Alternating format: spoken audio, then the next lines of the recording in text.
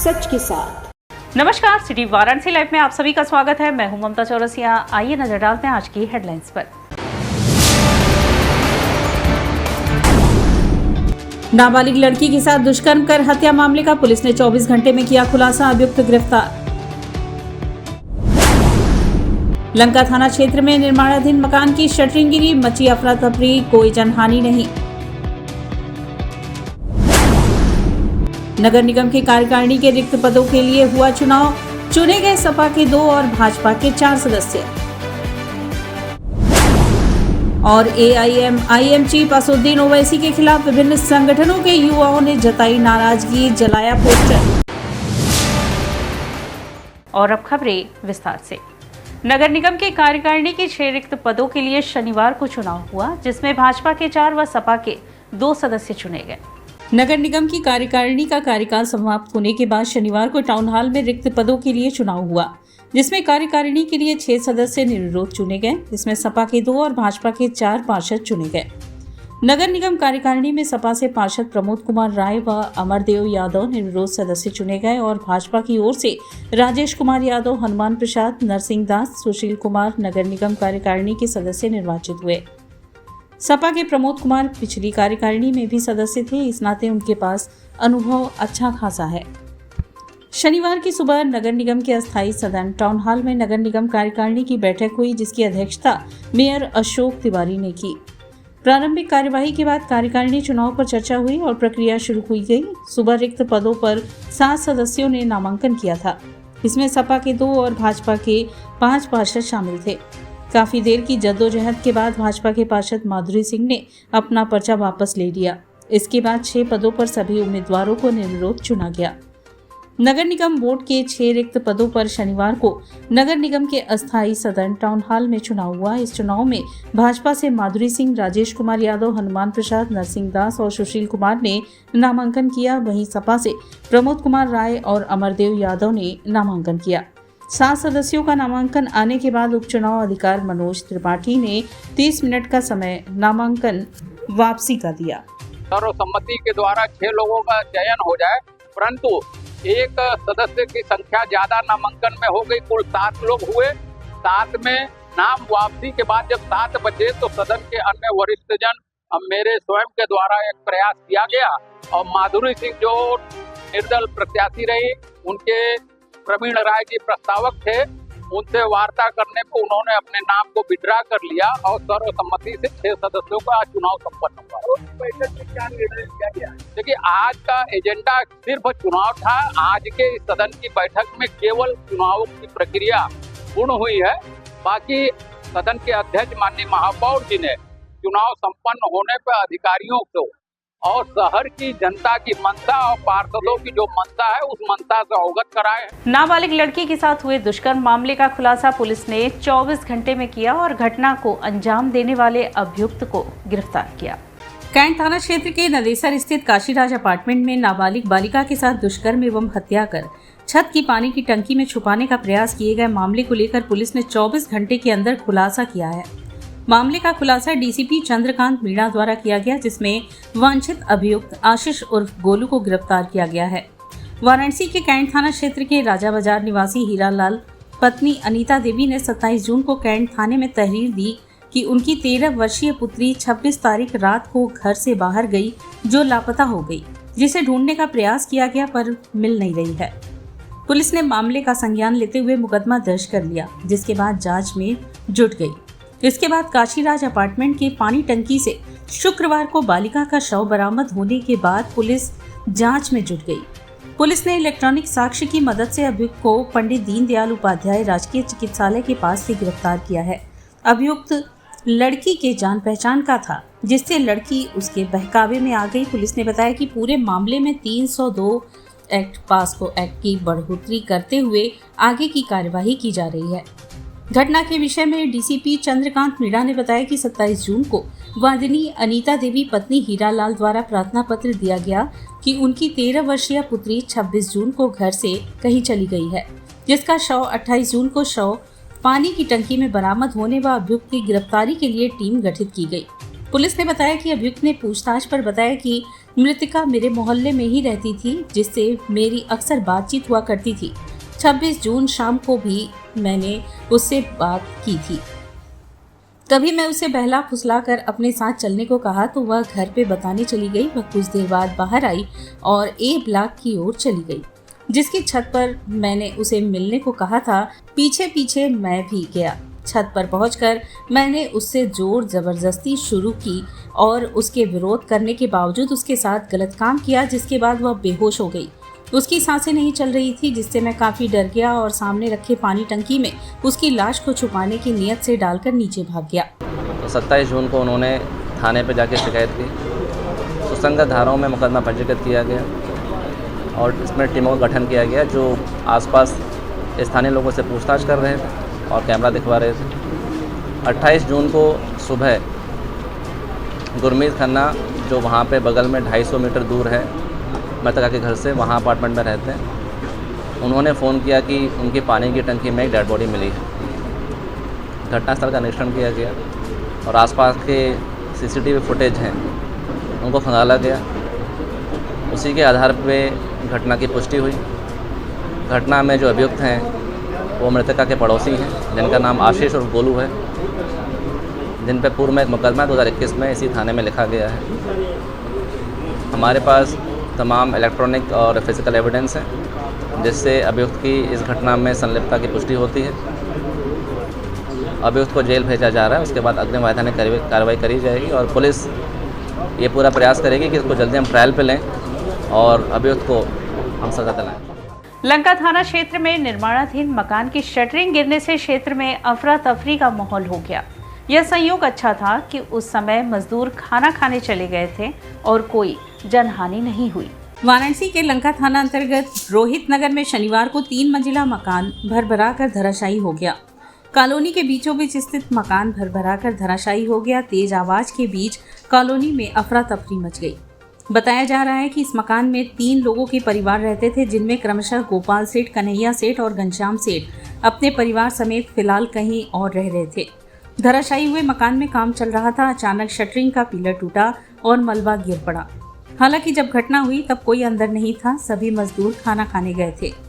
स्थानीय लोगों की सूचना पर ADCP ACP बेलपुर मौके पर पहुंच गए। सूचना के बाद फायर ब्रिगेड की भी टीम मौके पर पहुंचकर मकान गिरने से लाखों रुपए के सामान का नुकसान बताया जा रहा है। स्थानीय लोगों ने बताया कि यहां पर गलत तरीके से बोरिंग और सीवर का पानी गिरने से यह मकान दलदल हो गया था और जिसके कारण भर भर कर गिर गया। वहीं इस घटना में किसी भी प्रकार की जान की हानि नहीं हुई है। घटना की सूचना के बाद मौके पर क्षेत्रीय पार्षद सहित सैकड़ों की संख्या में भीड़ इकट्ठा हो गई। कोई क्षति नहीं हुई है अभी तक, किसी की जान मान की हानि नहीं हुई है, क्योंकि वो लोग तो चले गए थे, निकलवा लिया गया था। फिर हम लोग जब गिर रहा था तो हम लोग सामने ही खड़े थे। अब आंखों देखा क्या बताएं, जो मंजर था वो भयानक था। कोई दिक्कत, कोई नीचे अच्छा हुआ कोई नहीं था जिसको हत्या नहीं हुई। बाकी जान मान की हानि नहीं हुई, बस सामान की जो हानि हुई है। श्योपुर थाना क्षेत्र अंतर्गत घर में हुए चोरी की घटना का पुलिस ने खुलासा कर 4 बाल अपचारी सहित 6 लोगों को गिरफ्तार किया।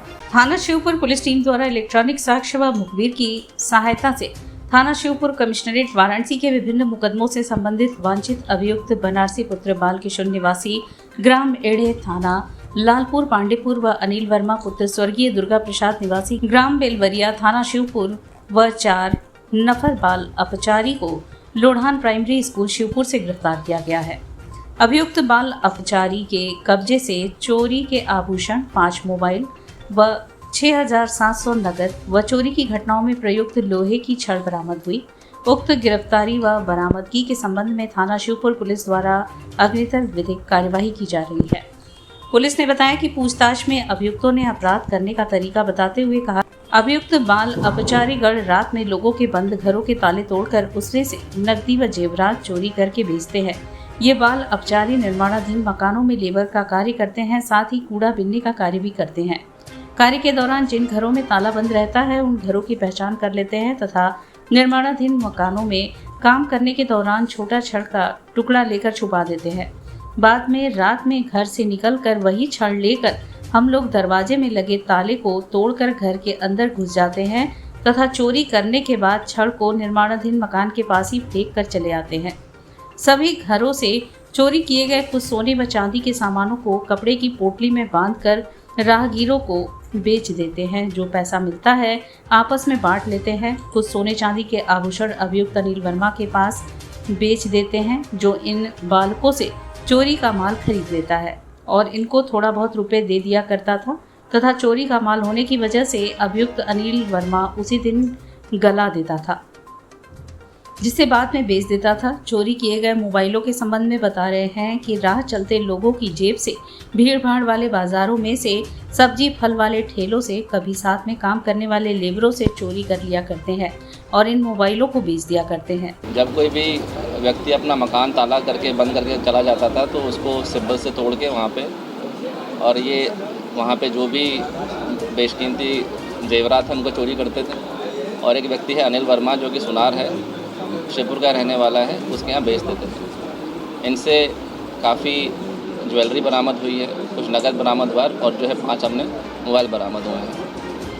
इसमें से अधिकतर है जो सोना है वो कहाँ चला गया है, पूछताछ में पता चला है कि जो सुनार है इनमें से उसने सेम डे उसको पिघला के कई जगह बेच दिया है। इसलिए उनका PCR लिया जाएगा और उनसे गहनता से पूछताछ करी जाएगी। कितने सामान बरामद हुआ है?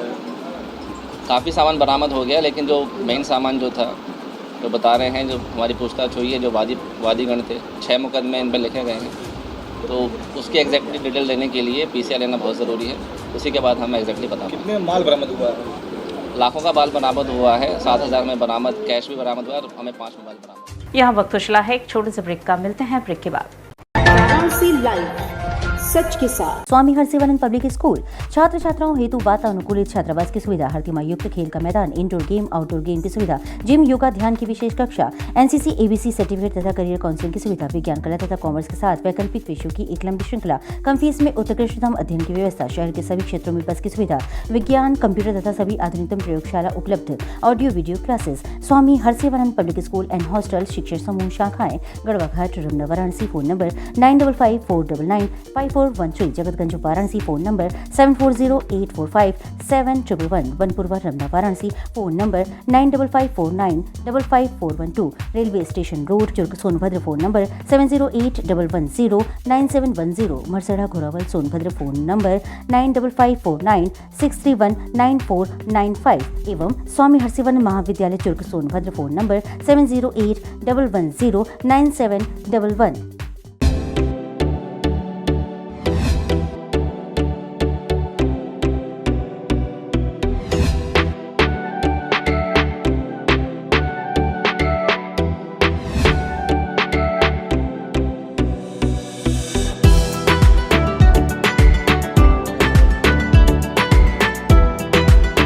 प्राचीन धरोहरों के साथ खान पान में मशहूर बनारस में अब खुल गया है दावते जायका, जहां आपको मिलेगा वेज और नॉन वेज में सभी वैरायटियां। रविंद्र कॉलोनी के लेन नंबर 3 में स्थित इस वातानुकूलित रेस्टोरेंट में आपको मिलेगा पारिवारिक माहौल। यदि आप हैं खाने के शौकीन तो एक बार जरूर पधारें दावते जायका में।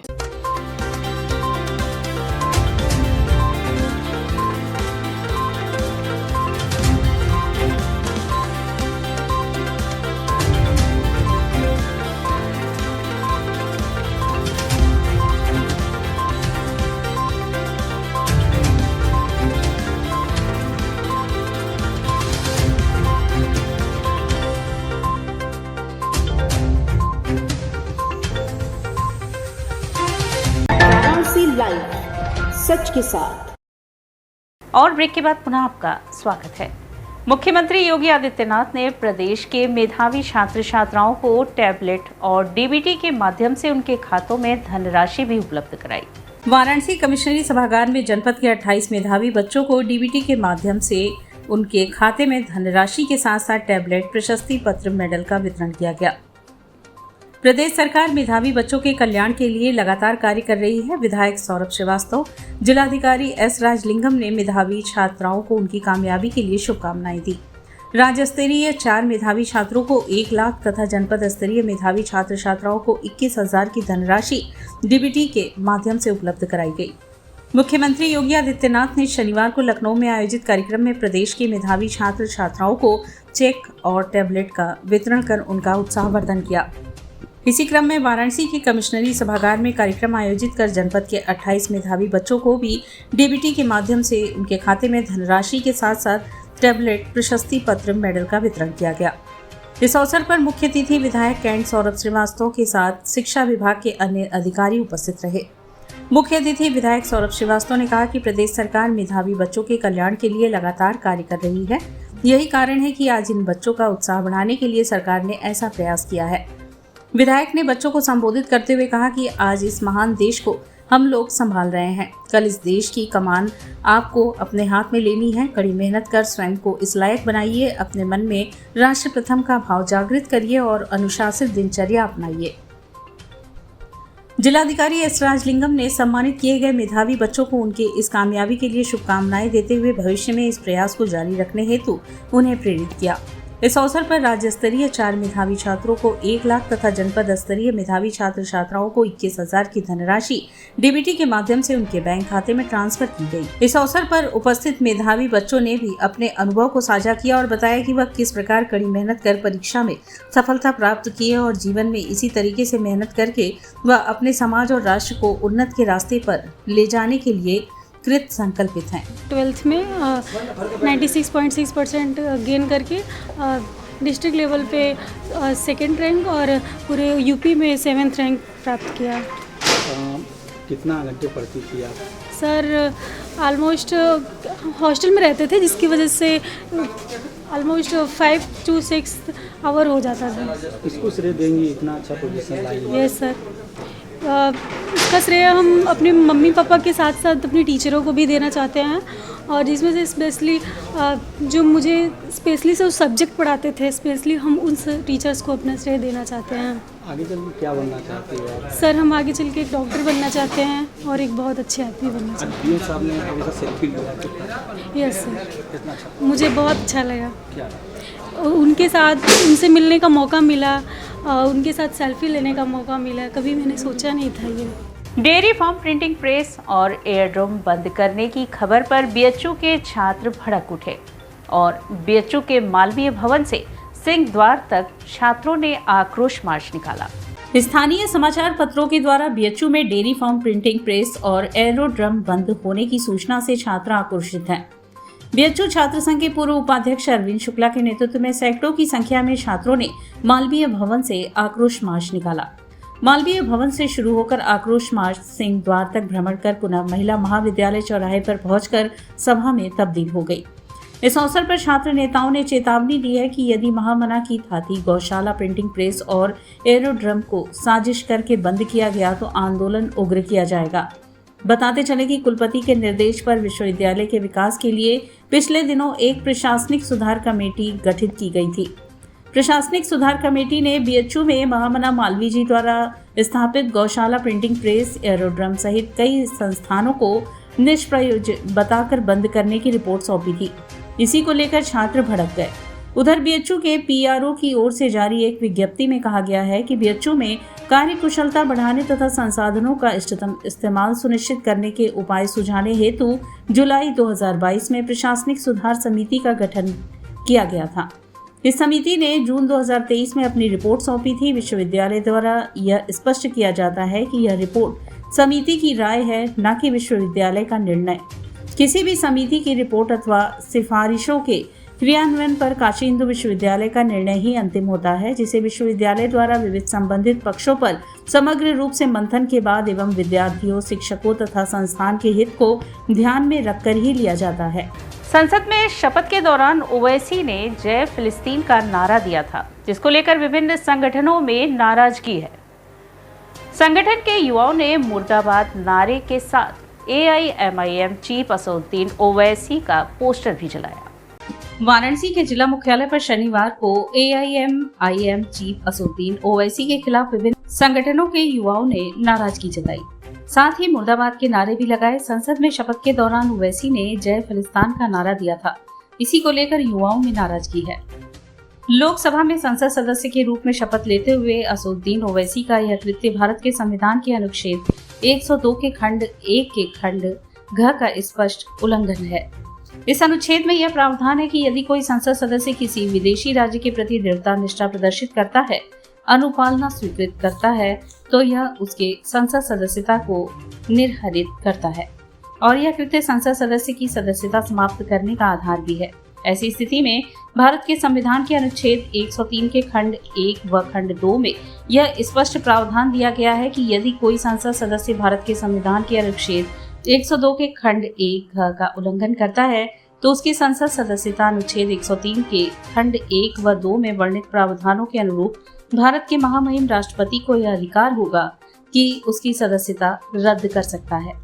छात्रों ने कहा कि अनुच्छेद के अनुसार चुनाव आयोग से रिपोर्ट मांगना हो तो उक्त प्रकरण के संबंध में वह चुनाव आयोग से रिपोर्ट प्राप्त करके असदुद्दीन ओवैसी की संसद सदस्यता समाप्त कर सकती है।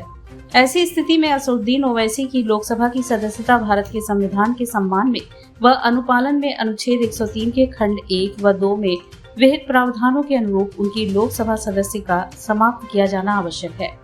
अपनी इन्हीं मांगों को लेकर काशी के नागरिक, छात्रों, नौजवानों, सामाजिक कार्यकर्ताओं ने जिला मुख्यालय पर जरिए पुलिस कमिश्नर, सहायक पुलिस आयुक्त, कैंट विद्युत सक्सेना के जरिए महामहिम राष्ट्रपति संबोधित पत्रक पेश किया। इस अवसर पर प्रतिनिधि मंडल में विवेकानंद सिंह, अवनीश राय, प्रतीक उपाध्याय संगम, प्रवीण राय, शोभित, विकास कुमार, रितेश सिंह, कौशल यादव, विशाल, रतनदीप सिंह, विकास तिवारी इत्यादि लोग सैकड़ों की संख्या में उपस्थित रहे। जय भारत माता की जय कहने के बजाय उन्होंने जय फलस्तीन कहा, जो हमारे देश का अपमान है, हमारे संविधान का अपमान है और संविधान विरोधी ताकत को हम लोग देश में पनपने नहीं देंगे। हम काशी के युवा हैं, हम काशी के नौजवान हैं, हम लोग सदैव उदय प्रताप कॉलेज के छात्र नेता हैं, हम लोग सदैव गलत के खिलाफ रहते हैं। हम लोग असदुद्दीन ओवैसी की सदस्यता रद्द करने की मांग के लिए हम लोग दर्जनों की संख्या में जिला मुख्यालय आए हैं और अभी हम लोग बता रहे हैं, अभी हम लोग संदेश दिए कि अभी तो यह लड़ाई है, आगे और लड़ाई अभी हर एक महाविद्यालय और विश्वविद्यालय से युवा निकलेंगे हजारों की संख्या में और विरोध करेंगे, तब तक विरोध करेंगे जब तक कि इनकी सदस्यता रद्द न की जाए। शनिवार को आषाढ़ मास के कृष्ण पक्ष की अष्टमी तिथि को शीतला अष्टमी के रूप में मनाया गया। इस अवसर पर दशाश्वमेध घाट स्थित शीतला माता मंदिर में श्रद्धालुओं की भारी भीड़ उमड़ी। शनिवार को आषाढ़ मास के कृष्ण पक्ष की अष्टमी तिथि को शीतला अष्टमी के रूप में मनाया गया। इस अवसर पर दशाश्वमेध घाट स्थित शीतला माता के मंदिर में श्रद्धालुओं की भारी भीड़ उमड़ी। हिंदू सनातन धर्म में पौराणिक मान्यता के अनुसार द्वादश माह की सभी तिथियों की अपनी अपनी पहचान है। स्कंद पुराण के मुताबिक 12 महीने में शीतला अष्टमी के व्रत का विधान है। फाल्गुन मास के मध्य शीतला जी की पूजा का विशेष विधान माना गया है। यहाँ पूजा अष्टमी तिथि के दिन की जाती है। चैत्र, वैशाख, ज्येष्ठ एवं आषाढ़ मास में शीतला जी की विशेष पूजा अर्चना की जाती है। वैसे सामान्यतः शीतला अष्टमी का व्रत चैत्र कृष्ण पक्ष की अष्टमी तिथि के दिन रखा जाता है, लेकिन आषाढ़ मास में भी कृष्ण पक्ष की अष्टमी तिथि को श्री शीतला जी की विशेष पूजा अर्चना करने का पुण्य लाभ अर्जित करते हैं। सामान्यतः व्रत महिलाएं करती हैं। व्रत के अंतर्गत नियमित व सीमित रहते हुए बासी भोजन करने का विधान है। इस दिन गृहिणी घर में गैस का चूल्हा जलाकर भोजन या माताजी के लिए भोग नहीं बनाती हैं। यह कार्य व्रत के एक दिन पूर्व सप्तमी के दिन ही रात में किया जाता है। भगवती शीतला का बसियौरा का पूजन होता है, जिसमें महिलाएं जो होती हैं वो रात्रि में अपने रसोई घर को सफा करके भगवती का भोग बनाती हैं, जिसमें हलवा, पूड़ी, गुलगुला, बतासा, चना ये रहता है। रात को बना के फिर सुबह भोर में ला के भगवती को अर्पण करती हैं। ऐसी मान्यता है कि बसियौरा जो है 4 पड़ते हैं। चारों बसियौरा में भगवती माता शीतला का विधिवत रूप से काशी और काशी के आसपास ज़िले के लोग आते हैं और बसियौरा का पूजन करके जाते हैं। जो भी भक्तगण माँ का बसियौरा पूजन विधि विधान से करते हैं, भगवती शीतला की असीम अनुकंपा उनके ऊपर व उनके परिवार पे बनी रहती है। वो सदा स्वस्थ रहते हैं, निरोग रहते हैं और भगवती का आशीर्वाद प्राप्त करते हैं। और इसी के साथ सिटी वाराणसी लाइव का यह प्रसारण यही समाप्त होता है। ममता चौरसिया को दे इजाजत। नमस्कार।